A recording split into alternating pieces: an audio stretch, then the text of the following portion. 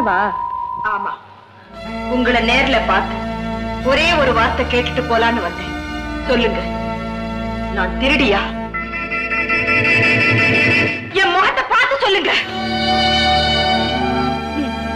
முடியாது, உங்களால சொல்லவே முடியாது.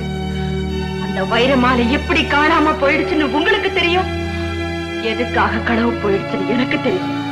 உங்க பிள்ளைக்காக இன்னொரு தாய் பெத்த பிள்ளை மேல, அதுவும் ஒரு பெண் மேல இப்படி திட்டம் போட்டு பழிய சுமத்திட்டீங்களே. உங்க சுயநலத்துக்காக கட்டிய இந்த பொய்க்கோட்டை எத்தனை நாளைக்கு தான் நிலைச்சு நிற்கும்? என்னைக்காவது ஒரு நாள் அது இடிஞ்சு உங்க சதியெல்லாம் வெளியாகும் போது உங்க நிலைமை என்ன ஆகும்? ஆற நம்ப வைக்கிறதுக்கு இந்த நாடகம். இதை விட என்கிட்ட ஒரு வார்த்தை சொல்லி இருந்தா நானே விலகி போயிருப்பேன்.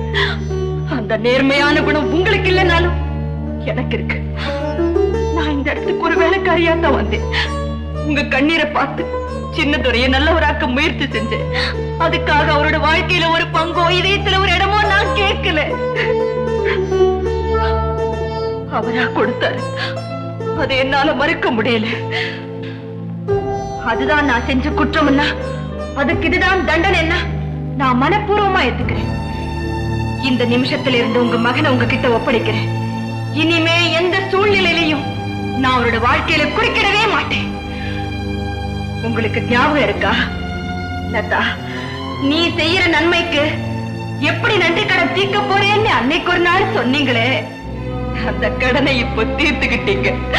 தீர்ந்து போச்சு.